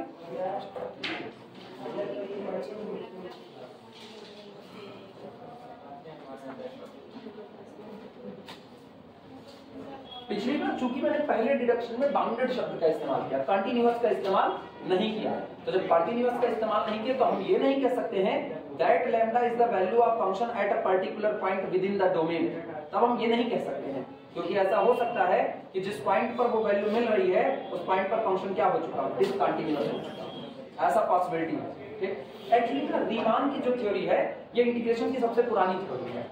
रीमान की थ्योरी ये इंटीग्रेशन की सबसे पुरानी थ्योरी है। शुरुआत में भी तुमको इंट्रो में लिखा है free from geometrical boundary condition ना। होता क्या था, शुरुआत में ज्योमेट्रिकल एरिया ही निकाले जा सकते थे ना, जो जिनका ज्योमेट्री आपको पता होता था कि आप उनको बता सकते थे भैया इसका एरिया ये होगा, इसका ये होगा, रेक्टेंगल का ये होगा, सर्किल का ये होगा। लेकिन बाद में देखा कि जैसे अपने लोग सीरीज बनाए थे, सवाल में याद करो एक जगह पर हम लोग सॉल्व किए तो आया 1 + 2 + जब small m i capital m i निकालते थे न्यूमेरिकल, अगर तुमको याद आ रहा है तो small m i capital m i निकालते वक्त समेशन 1 + 2 + 3 + so on + n, तो हम लोग n+1/2 लगा देते थे। लिमिट अप्लाई करते थे, एलपीएफ और यूपीएफ निकाल देते थे, सुप्रीमा ऑफ एलपीएफ और इंफीमा ऑफ यूपीएफ निकालते थे। फिर सॉल्व किए, न्यूमेरिकल आगे बढ़ा, 1² + 2² + 3² + 4² + n², उसका भी फार्मूला अपने पास है। फिर हमारे पास फार्मूला है 1³ + 2³ + 3³ + n³ का। लेकिन अगर ये बार बार ऐसा आए 1 की पावर 4, 2 की पावर 4, 5 की पावर 4, 6 की पावर 4 so on, फंस रहे हो कि नहीं फंस रहे हो? इंटीग्रेशन की थ्योरी ऐसे ही डेवलप हुई, फंसते ये एकदम ना कह सकते हो खिचड़ी वाली थ्योरी थी रीमान की, खिचड़ी वाली थ्योरी। इन्होंने ज्योमेट्रिकल कंडीशन से तो आजाद कर दिया, लेकिन इनको नए नए तरह के फंक्शन मिले। शुरुआत में इन्होंने क्या किया, शुरुआत में कहा फंक्शन कॉन्टिन्यूअस और बाउंडेड हो, शुरुआत में कह दिया। बाद में थ्योरी आगे बढ़ी तो देखा गया कुछ डिसकंटिन्यूअस फंक्शन थे वो भी रीमान इंटीग्रेबिलिटी फॉलो कर ले रहे थे, तो फिर थ्योरी मॉडिफाइड हुई और तब कहा गया फाइनाइट नंबर ऑफ डिसकंटिन्यूटी रखे तो वो भी क्या हो जाएगा, रीमान इंटीग्रेबल हो जाएगा। तब तक बातें ऐसे चल रही थी। और अब तक हम सारा इंटीग्रेशन कर रहे थे, integration f of x dx। Theory कैसे डेवलप होती है वो बता रहे हैं। फंक्शन में होने वाला वेरिएशन किसकी वजह से था, x के। वो केवल और केवल आर्गुमेंट बदल रहे थे, सिर्फ और सिर्फ क्या बदल रहे थे, आर्गुमेंट। अब मान लो फंक्शन में हम कह दें कि फंक्शन में x क्यों बदलें, x² ही बदल दें पूरा, x नहीं बदले बल्कि क्या बदल दिए, x²। तो इसका मतलब फंक्शन का वेरिएशन फंक्शन के रिस्पेक्ट में लेना चालू कर दिए। और जब फंक्शन का वेरिएशन फंक्शन के, या वो भी छोड़ो, आपका फंक्शन f of x दिया गया है sin 2x + cos 3x plus कुछ भी ऐसा x की x², ये दिया गया। सामने वाले ने कहा ना हम वेरिएशन sin 2x के लिए ले, मतलब integration of the function f of x जो dx होता था उसने क्या कह दिया, d sin 2x। अब वो इंटीग्रेशन तो करेगा लेकिन वेरिएबल x के रिस्पेक्ट में, बल्कि किसके रिस्पेक्ट में, sin 2x के रिस्पेक्ट में। फंस गई थ्योरी फिर। तब फिर यहां से रीमान स्टेजेस, तब स्टेजेस इस पर काम करते हैं। और स्टेजेस कहते हैं ना कि अगर आपका आर्गुमेंट नहीं बल्कि आपका फंक्शन ही बदलने लगेगा ना तो रीमान स्टेजेस आता है, लेकिन उसकी भी लिमिटेशन होती है, वो भी जाकर के एक जगह पर डंप कर जाता है। तब फिर करंट में जो थ्योरी चलती है ना, तो सबसे मॉडिफाइड थ्योरी वो है लेवी की। अभी सोचो, अभी हम लोग क्या कर रहे हैं, इस बात को समझना। अभी हम लोग क्या कर रहे हैं, अभी हम लोग इंटीग्रेशन कर रहे हैं a से लेकर के b तक, इंटरवल में कर रहे हैं कि नहीं कर रहे हैं। जब रीमान स्टेजेस आया तो वो भी इंटरवल में ही हुआ, a से लेकर के b तक। सवाल उठा क्या हर बार हम जो करेंगे इसको लाइन इंटीग्रल बोलते हैं। जो आप एक इंटरवल में कर रहे हो ना, तो एक लाइन पर कर रहे हो, ये आपका कौन हुआ, लाइन इंटीग्रल। लाइन इंटीग्रल आपको वर्क डन दे रहा होता है, तो आपको क्या मिल रहा है, कह सकते हो ना किया गया कार्य मिल रहा है, वर्क डन आपको मिल रहा है। ये हुआ कि भैया क्या कोई जरूरी है कि हम हर बार इंटरवल पर ही काम करें। सेट पर क्यों नहीं इंटीग्रेट कर सकते? सेट पर जैसे हम एक सेट ले लेंगे, सेट 1 2 3 4 5 6, अब ये इंटरवल तो नहीं है, हम इस पर इंटीग्रेट करें तो क्या होगा? इस पर इंटीग्रेट करें तब फिर लेवेग की थ्योरी, लेवेग ने कहा मेजरेबल सेट लेकर के आए, वो सेट का मेजर निकाले और कहे जिसका आउटर मेजर इनर मेजर बराबर होगा ना उसको इंटीग्रेबल करेंगे। तो थ्योरी इसी तरीके से डेवलप हुई। तो अभी कह सकते हो ना अपने लोग ना एक ऐसी थ्योरी पढ़ रहे हो जो एकदम इनिशियल की आपकी थ्योरी है, लेकिन बहुत अधकचरी पहली जितने आते गए उनको शामिल करते चले, बाद में डेवलप होने लगा। तो रीमान, स्ट्रेंजर्स, लेवेग, मेजर ये सब बनने चालू हो गए। ठीक, इसीलिए तुम गौर करो हम कोई ऐसा जनरल क्राइटेरिया नहीं थे, थ्योरम अलग अलग चला। पहले मैंने क्या कहा? पहले मैंने फंक्शन f को कॉन्टिन्यूअस कहा, फंक्शन f को बाउंडेड कहा, उसकी थ्योरी चलाई। अब पूरे में कॉन्टिन्यूअस बाउंडेड वाला मामला चलेगा। आगे चल करके हम थ्योरम लेकर के आएंगे डिसकंटिन्यूअस के लिए, आगे लेकर के आएंगे। फिर बीच में हम थ्योरम लेकर के आएंगे अगर f Riemann integrable, g Riemann integrable तो f प्लस g का किस्सा क्या होगा, बाद में डेवलप किया गया। तो इसी तरीके से रीमान की थ्योरी आगे बढ़ती है। एमएससी करोगे तो जिसकी भी थ्योरी मिलेगी तब पता चलेगा कि अंतर क्या हो रहा है दोनों में। कोई मोटा अंतर पूछे तो ना, रीमान की थ्योरी सिर्फ x के वेरिएशन को डील करती है और स्टेजेस की थ्योरी फंक्शन में होने वाले वेरिएशन को फंक्शन की वजह से डील करती है। डिडक्शन कितने हो गए थे? 4। पांचवा डिडक्शन, डिडक्शन 5।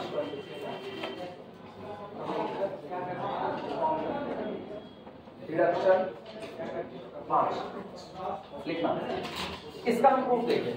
डिडक्शन 5 का प्रूफ देंगे, ब्लैक पेन से इसका स्टेटमेंट लिखना। If f is bounded and integrable, if f is bounded and integrable,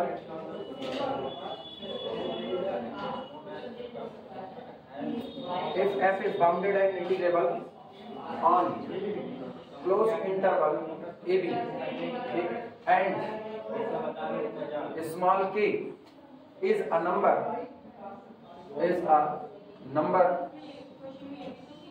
such that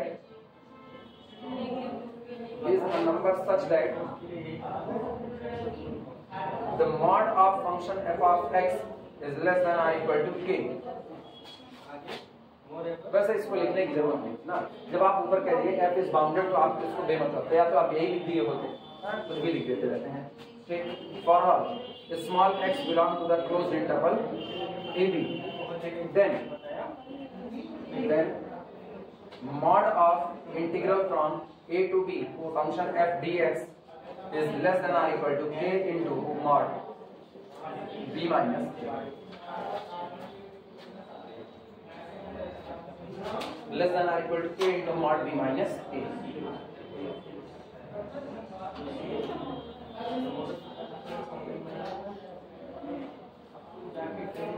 deduction कुछ नहीं है, जानी हुई बातों को प्रोवाइड करके किसी और तरीके से कहना डिडक्शन, उनमें से किसी बात को और निकाल लेना, कोई इंफॉर्मेशन निकाल लेना, वो डिडक्शन। विवेचना स्टेटमेंट हो जाए तो प्रूफ किया जाए।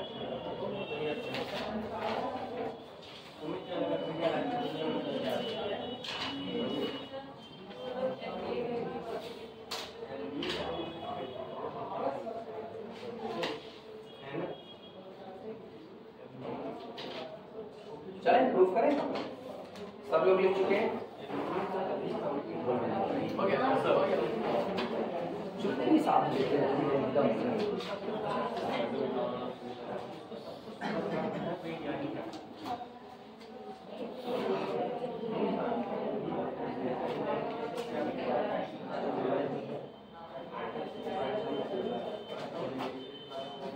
प्रूफ में लिखना, जो दिया गया उतने से शुरुआत कर रहे हैं। प्रूफ लिखो, mod f of x less than or equal to k for all small x belong to the closed interval ab, जो दिया गया उतने से शुरुआत कर रहे हैं। अच्छा, अगर ऐसा है तो जरा मॉड हटाओ, मॉड हटा करके क्या लिख सकते हैं? इसका मतलब ये होगा this implies that function f of x less than or equal to k but greater than or equal to minus k for all small x belong to the closed interval ab। लिखा जा सकता है कि नहीं?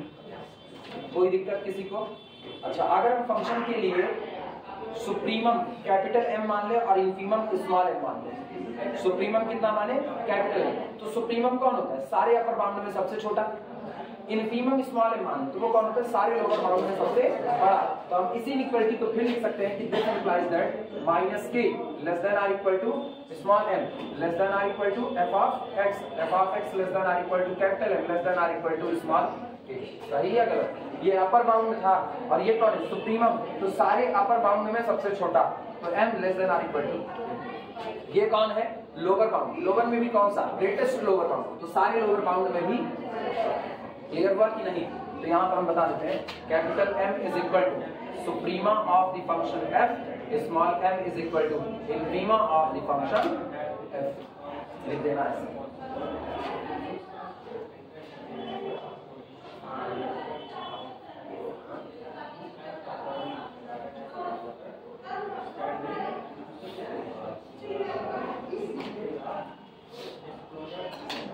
किसी को कोई दिक्कत लिखने में? अब एक काम करो, पूरे पर b माइनस a का मल्टीप्लाई करो। चूंकि आपने इंटरवल क्या लिखा है? a से लेकर के b तक। अगर इंटरवल a से लेकर के b तक लिखा गया तो ऑब्वियस सी बात है b बड़ा होगा और a छोटा होगा, क्योंकि लेफ्ट टू राइट हम क्या करते जाते हैं? इंक्रीज करते हैं। तो यानी कि दिस इंप्लाइज दैट तो b माइनस a आपका कैसा रहा? पॉजिटिव। तो पॉजिटिव से मल्टीप्लाई करने पर इक्वलिटी का साइन चेंज नहीं होगा। तो minus a into b minus a less than or equal to m into b minus a less than or equal to बोलो f ऑफ x या integration from a to b function f(x) dx। सोच करके जवाब दो। हम लोग क्या किया? ये सही होगा अगर हम अब f of x into b minus x ना लिख करके integration a to b f of x dx लिखते। सही है? पीछे सारी इक्वलिटी यही तो पढ़ते हुए चले आए। ठीक, तो this is less than or equal to capital M into b minus a और this is less than or equal to k into b minus a। कोई दिक्कत किसी को? नोट कर लो।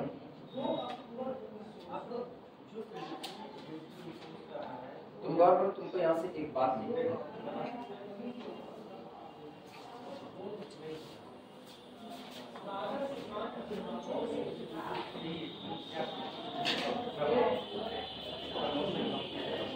कुछ बोले? एक चीज गौर करो, यहाँ क्या लिखे हो? Mod of f of x less than or equal to k। Mod कैसी क्वांटिटी? Non negative. तो पक्का k कैसा रहा होगा? Non negative. आया ना? तो इसका मतलब b माइनस a भी कैसा? Non negative. Non negative multiplied by non negative that is again non negative. यानी इनको और इनको लेके एक बात लिखी जा सकती है, this implies that mod of integration from a to b function f dx is less than or equal to k into b minus a। सही या गलत लिख सकते हैं? और हम चाहें तो b माइनस a लिखें और चाहे तो मॉड b माइनस a। कोई फर्क पड़ता है? नहीं पड़ता। फिलहाल b माइनस a लिखते हैं।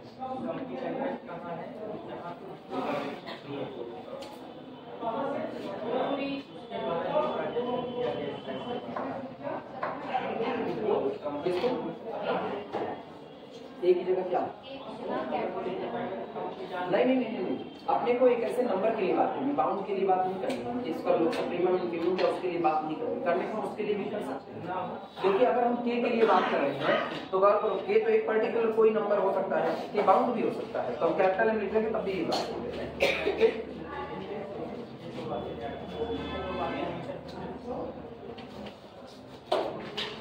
लिखना if b less than a, if b less than a, if b is less than a, अगर b a से छोटा हो जाए तब की बात सुनिए।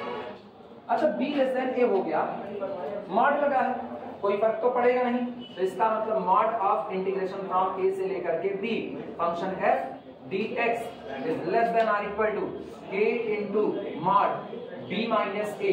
सही या गलत? मैंने फिर कहा केवल मॉड का इस्तेमाल कर रहे इसलिए इनइक्वालिटी का चेंज को पाएंगे। अब इनइक्वालिटी बदलने वाली नहीं है। आप चाहे लिखो b माइनस ए, चाहे आप लिखो मॉड b माइनस ए, बात तो बराबर है, अलग तो है नहीं। ऊपर क्या है? ऊपर b माइनस ए ऑलरेडी पॉजिटिव है तो मॉड लगाने से कोई फर्क पड़ेगा नहीं। नीचे b माइनस ए कैसा है? नेगेटिव है, लेकिन मॉड लगाने से वो भी क्या नजर आएगा? पॉजिटिव। तो चाहे कहो मॉड b माइनस ए, चाहे कहो सिर्फ b माइनस ए।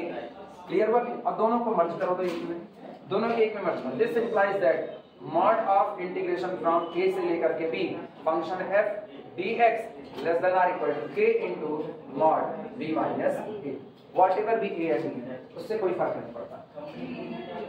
a और b कौन बड़ा है कौन छोटा है अब उसको कोई फर्क नहीं पड़ता।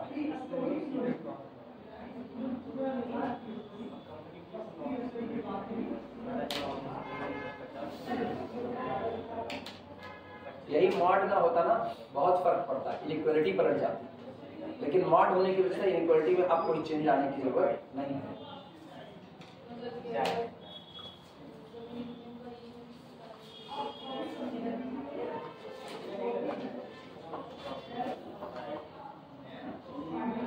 हो जाएगा अगला करना है। कितने डिडक्शन हुए? 5। छठा डिडक्शन डिडक्शन 6 ये हो जाए तब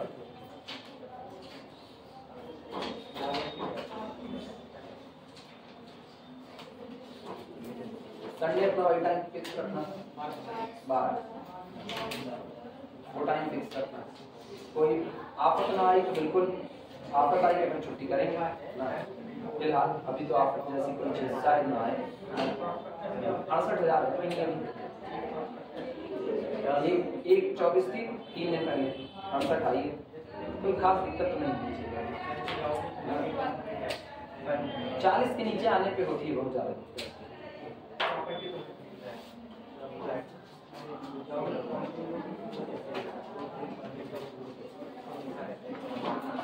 अच्छा बताए ऐसे मुझसे कहे ना 68 है बच्ची, तो अब अगर कोई मतलब हल्का सा भी सोच लिया होगा कि हाँ डेली प्लेटलेट्स की बात होगी तो सोचेगा अच्छा इन क्लास में तो डॉक्टर नहीं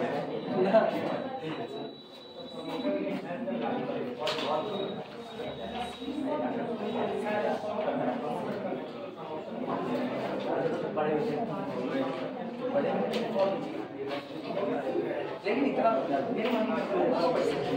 बिल्कुल हाँ मतलब इतना भी क्या डर जाना एकदम पूरा सर पे उठा लेना डर करके भैया अरे भैया। अब बाद में एक लोग और मेरे परिचित के हैं वो ऐसे वो कहते हैं जब हम कराते हैं ना तो मुझको बड़ी हिम्मत मिलती है, बड़ा आराम मिलता है कराने से हमको। अच्छा हमारे सबको नरक हुआ तो करा करा करके और हिम्मत मिल रही है। डिडक्शन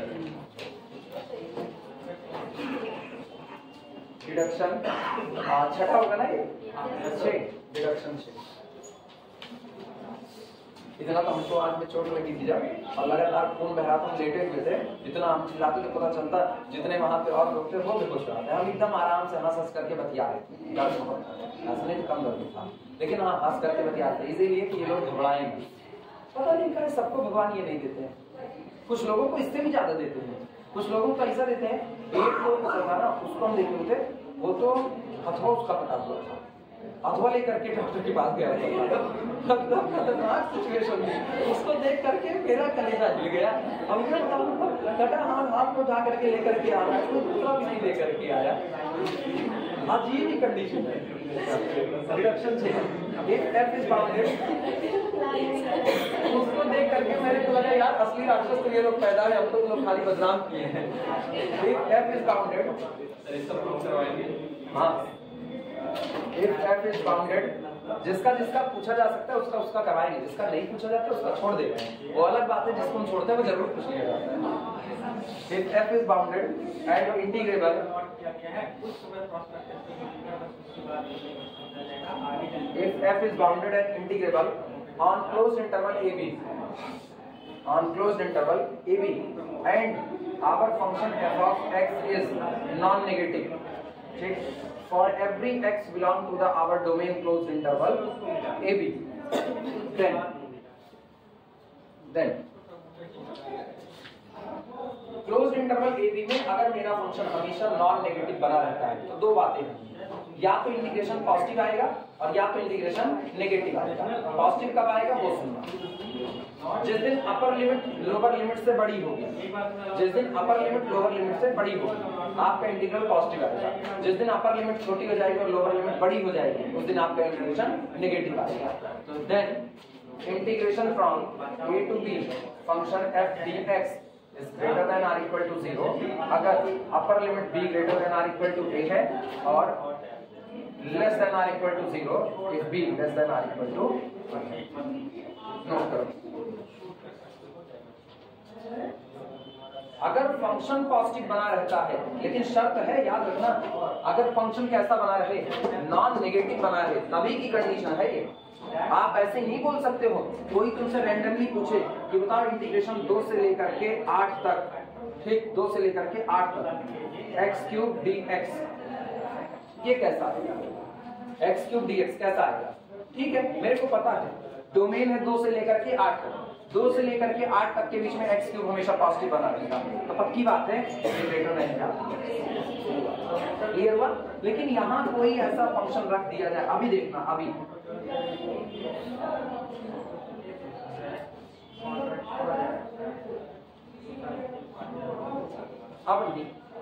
अब आप नहीं कह सकते हो, क्यों? क्योंकि अब आपको पता है 0 से 3 पाई तक इसका साइन बदलेगा, कई बार बदलेगा, पॉजिटिव नेगेटिव पॉजिटिव नेगेटिव। अब आप नहीं बता सकते पॉजिटिव आएगा या नेगेटिव, इसीलिए रिजल्ट किसके लिए बना है? रिजल्ट बना हुआ है नॉन नेगेटिव के लिए। वहां आपकी श्योरिटी है कि अगर आपका function with in the domain positive बना रहता है, तो ऐसे में अपर लिमिट के बड़े होने पर, लोअर लिमिट के छोटे होने पर इंटीग्रेशन पॉजिटिव आएगा, नॉन नेगेटिव रहेगा, 0 भी हो सकता है, और लोअर लिमिट के बड़े होने पर, अपर लिमिट के छोटे होने पर यही क्या हो जाएगा?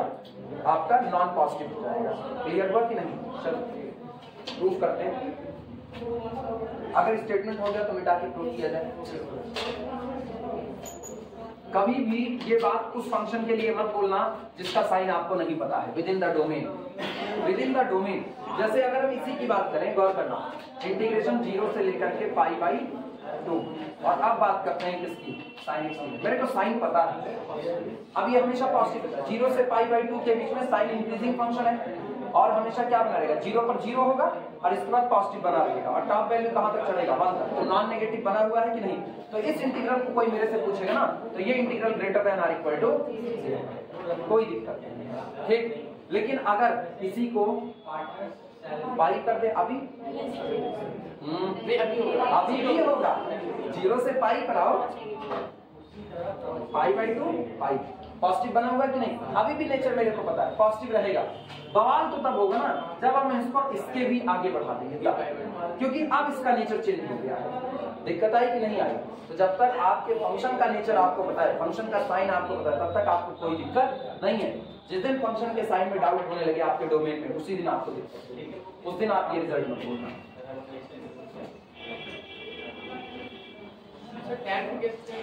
किसका डोमेन बताओ? डोमेन, बिना डोमेन के बात थोड़ी करेंगे। किसका?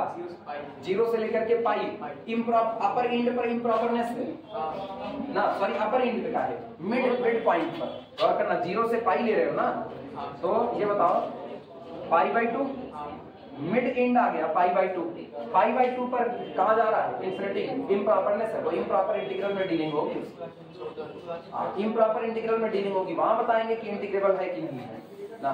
यानी फाइनाइट नंबर ऑफ डिसकंटिन्यूटी आपके डोमेन में, अगर फाइनाइट, इसी में भी बताएंगे, अगर फाइनाइट नंबर ऑफ पॉइंट पर डिसकंटिन्यूटी आएगी तो रीमान इंटीग्रेबिलिटी होगी, और नहीं तो नहीं आएगी ना। तो आप डोमेन जो ले रहे हो उस पर बड़ा कुछ डिपेंड करेगा।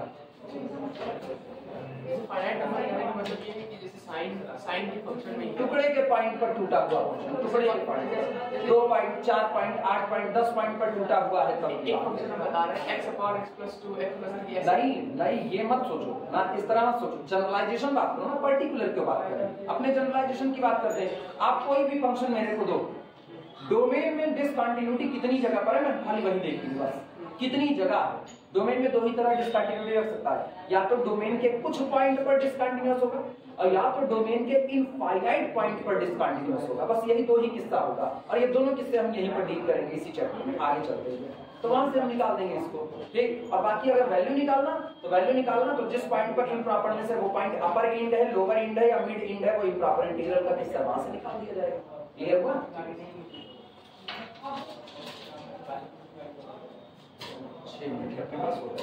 प्रूफ में लिखना, प्रूफ डिडक्शन नंबर 6 का प्रूफ लिखना। सिंस आपको दिया गया है कि our function f(x) greater than और इक्वल टू 0, मतलब नॉन नेगेटिव बना रहता है for all small x belong to closed interval a b, वो बना रहता है, ठीक। अच्छा ये तो अगर फंक्शन नॉन नेगेटिव बना रहता है, तो क्या कभी फंक्शन का इनफीमा नेगेटिव हो सकता है? Infima minimum value of the function है। फंक्शन आपका हमेशा नॉन नेगेटिव बना रहता है, मतलब नेगेटिव नहीं होगा। तो क्या आपका इनफीमा नेगेटिव हो सकता है? वो भी नहीं होगा। इसका मतलब this implies that small m greater than or equal to c. Note करना। अच्छा, स्मॉल m के बारे में लिखो। Infima of the function f is equal to small m greater than or equal to. हमेशा याद रखना, अगर आपका फंक्शन नॉन नेगेटिव है तो फंक्शन का जो इनफीमम होगा वो भी क्या होगा? Non negative. ठीक। लोअर बाउंड कोई पूछे, ख्याल रखना, फंक्शन नॉन नेगेटिव है, लोअर बाउंड नेगेटिव हो सकता है, because lower bound is not the greatest lower bound. लेकिन जो ग्रेटेस्ट लोअर बाउंड होगा वो कभी नेगेटिव नहीं हो सकता है। क्लियर है ये बातें? नाउ इनइक्वालिटी इस्तेमाल करें। नाउ हम लोग एक इनइक्वालिटी लिख चुके हैं, small m into B minus a less than or equal to integration from a to b function f of x dx less than or equal to capital M into B minus a. ठीक। और ये बताओ मेरे को, ये inequality तुमने कब लिखी थी? When upper end b greater than or equal to. सही या गलत? ये इनइक्वालिटी तभी की थी। हाँ। अच्छा ये बताओ सोच करके, ये कौन? ये नॉन नेगेटिव, हाँ या ना? ये कौन? ये नॉन नेगेटिव। ठीक है। आप इसको क्या बोल रहे हो? नॉन नेगेटिव से बड़ा, नॉन नेगेटिव से बड़ा या फिर बराबर। तो ये भी कौन होगा? Non negative. तो दिस इंप्लाइज दैट, इसका मतलब integration from a to b function f dx also greater than or equal to. पहला किस्सा हो गया। अपर लिमिट बड़ी है, लोअर लिमिट छोटी है, तब के केस में हो गया।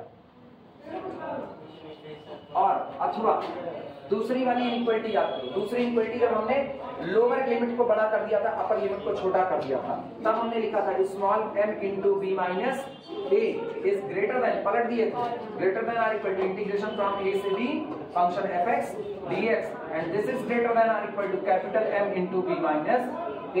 ये इनइक्वालिटी मैंने तब लिखी थी व्हेन, जब b less than or equal to,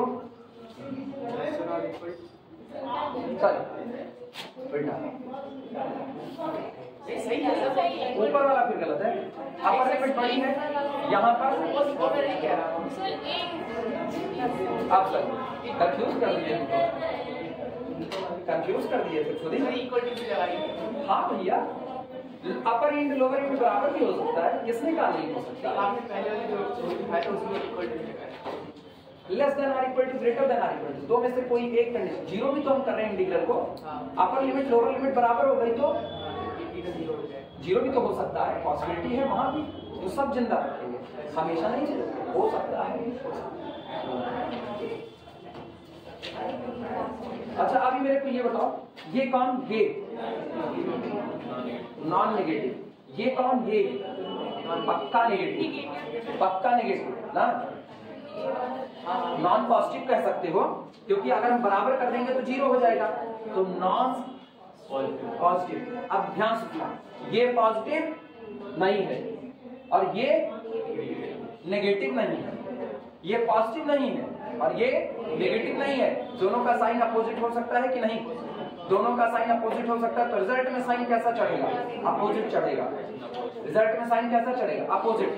अच्छा, जिसको दिक्कत लगे वो ऐसे सुने, जिसको नॉन नॉन शब्द से दिक्कत है ना, वो पहले बेसिक सुने। ये कैसा?